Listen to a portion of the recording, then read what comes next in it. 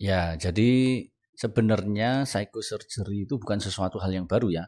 Jadi itu sudah dikerjakan, bahkan dulu dikenal dengan istilah itu lobotomi. Jadi tindakan operasi untuk kasus-kasus psikiatri ya. Ada beberapa hal yang sudah di-approve tindakannya oleh FDA maupun CA. Salah satunya adalah untuk satu major depressive disorder atau MDD, atau kita bilangnya treatment resistant depression. Yang kedua untuk OCD, obsessive compulsive disorder. Terus yang beberapa yang dikembangkan salah satunya tapi belum approve, tapi masih dalam tahap penelitian, itu misalkan untuk adiksi atau kecanduan ya. Terus kemudian untuk aggressive behavior atau perilaku yang agresif pada kasus-kasus schizophrenia itu juga mulai banyak dilakukan eksplorasi untuk dikerjakan. Jadi tentunya sebelum sampai ke tahap operasi itu kan harus melalui penilaian multidisiplin, tim multidisiplin.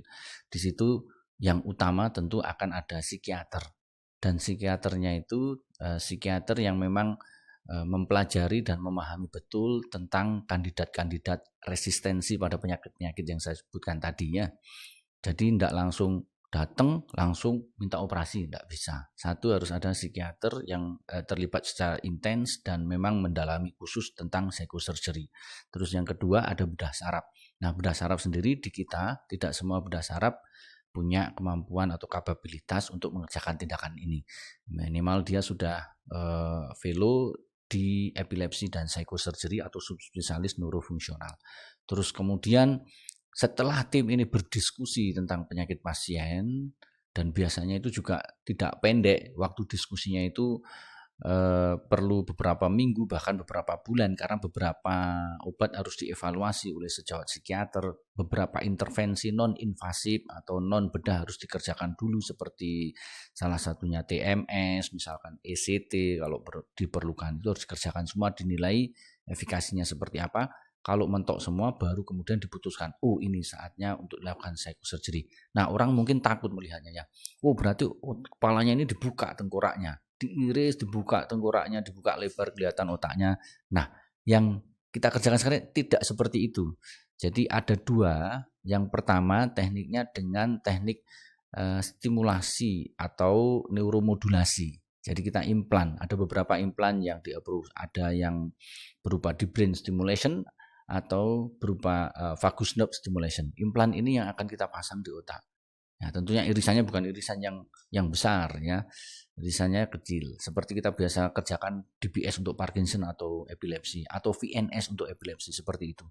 Nah, cuman pada implan otomatis berarti di tubuhnya ada benda asing. Ya. Terus operasi yang kedua tanpa implan. Berarti kita lesioning. Stereotaktik brain lesioning pada area-area tertentu di otak yang memang dari hasil diskusi, dari hasil penelitian, area itu yang jadi hub atau menghubungkan area-area otak yang bermasalah. Nah, tindakan ini berarti tidak memasang implan di tubuh, tetapi kita nanti memasang stereotactic frame, terus kemudian area otak yang ingin kita tuju, kita laser itu, kita ablasi itu, kita masukkan jarum ke situ dengan sayatan kecil ya, sekitar 3 sampai 5 cm, kemudian satu bor, kemudian jarum kecil masuk ke dalam situ, kemudian kita laser tes itu. Nah, tujuannya apa? Tujuannya untuk menstabilkan neurotransmitter yang ada di dalam otak. Dua tindakan ini semuanya bukan insisi besar, semuanya insisi kecil. Nah, mana yang cocok untuk pasien tentunya harus melewati diskusi pertama dengan tim multidisiplin. Yang sudah di-approve oleh FDA maupun CA itu adalah satu, tentunya ada major depressive disorder ya, depresi. Siapa yang memilah? Tentunya teman-teman psikiater ya.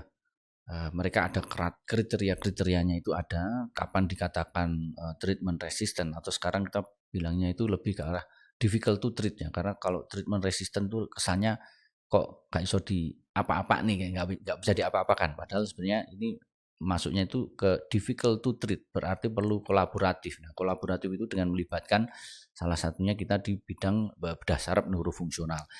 Jadi satu, difficult to treat major depressive disorder ya. Jadi orang yang depresi ya, yang mungkin sampai ada keinginan untuk bunuh diri, misal suicidal tendency, atau ada keinginan untuk mengakhiri hidup. Nah, itu yang akan dilakukan eksplorasi, kemudian dilakukan evaluasi menyeluruh oleh teman-teman psikiatri, dan tentunya juga ini teman-teman psikiatri yang paham tentang kriteria tindakan-tindakan psikosurgery. Salah satunya kalau kita di sini kita melibatkan Dr. Azimatul Karimah atau Dr. Uci. Jadi beliau yang akan mengevaluasi total semuanya, kemudian mendiskusikan dengan kita di sini sebagai tim ya. Jadi satu, major depressive disorder. Yang kedua, OCD, obsessive compulsive. Obsesif itu orang yang punya kecenderungan untuk melakukan suatu tindakan yang terus-menerus ya, dibolak-balik. Misalkan cuci tangan, merasa tangannya kotor, cuci tangan. Terus salah satu contoh yang ringan ya, cuci tangan, bolak-balik cuci tangan, atau merasa tangannya ini selalu kotor, ada kumannya, yaitu OCD. Jadi dia mengulang-ulang tindakan yang bolak-balik. Nah, yang seperti apa kriterianya yang treatment resistant, itu juga akan dipilah-pilah oleh teman-teman psikiatri. Dia akan melihat evaluasi obatnya. Bahkan kita mesti kadang itu teman-teman akan mengamarkan ya, meng-MRS-kan. Jadi masuk rumah sakit untuk dievaluasi obatnya ini responnya apa, bahkan 1 minggu, 2 minggu, 3 minggu untuk melihat respon terhadap obat, terus melihat terhadap intervensi yang lain seperti apa efektivitasnya. Nah, kalau ternyata dari obat, dari intervensi yang lain itu kok tidak bisa memberikan outcome yang optimal, maka kita bisa diskusi untuk melakukan tindakan tadi.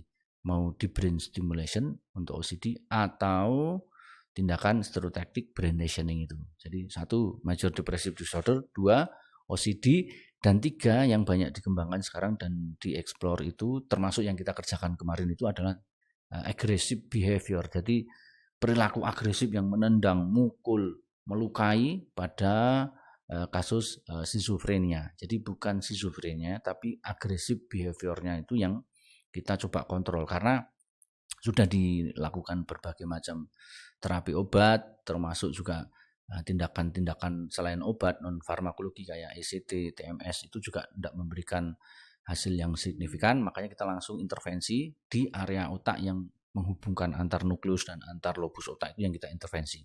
Nah, selain agresif behavior pada schizofren, itu beberapa center di luar negeri ya yang kita datangi langsung, itu mereka juga mulai mengembangkan untuk kasus-kasus adiksi atau kecanduan ya, adiksi.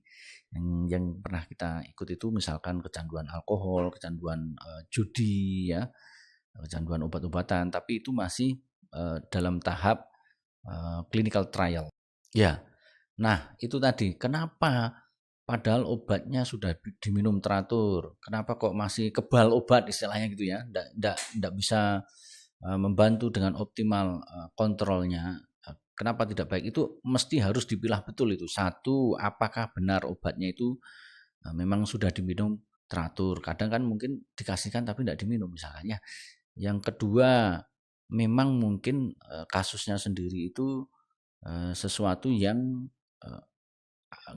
cukup berat sehingga tidak cukup dengan intervensi obat-obatan, sehingga harus dilanjutkan dengan intervensi non farmakologi. Salah satunya dengan misalkan kalau pada kasus depresi itu misalnya dengan TMS ya, nanti teman-teman psikiatri yang lebih paham di situ. Nah, kalau semua itu sudah dikerjakan tapi kok tidak bagus, termasuk sudah intervensi biopsikososialnya, artinya lingkungan keluarganya juga sudah diintervensi untuk penanganan terbaiknya tetap tidak bisa memberikan hasil yang bagus, baru kita lanjut ke tindakan pembedahan ini. Kenapa? Nah, dari penelitian memang ternyata ada beberapa area otak itu yang memang terstimulasi berlebihan. Jadi kalau di kita saya juga mengerjakan epilepsi ya. Kalau di epilepsi itu listriknya ini terlalu berlebihan listriknya ini kalau di epilepsi, makanya tidak bisa dikontrol dengan obat cukup. Nah, pada kasus psikosurgery ini berarti metabolisme ya di area tertentu dari otak itu terlalu berlebihan metabolismenya, neurotransmitter yang dihasilkan itu terlalu berlebihan sehingga obat tidak cukup kuat untuk mengontrol. Makanya yang kita kerjakan kalau seperti itu adalah dengan memutus itu tadi. Jadi diputus jalur penghubung antar area otak itu dengan stereotaktik termokoagulasi itu, atau dipasang alat di brain stimulasi atau VNS, tujuannya untuk menyeimbangkan lagi neurotransmitter atau bahan kimia yang digunakan untuk komunikasi antar sel di dalam otak ini. Gitu. Depresi itu kan ada kecenderungan untuk bunuh diri, tidak ada semangat hidup. Nah, dengan melakukan tindakan neuromodulasi, kita berharap ada perubahan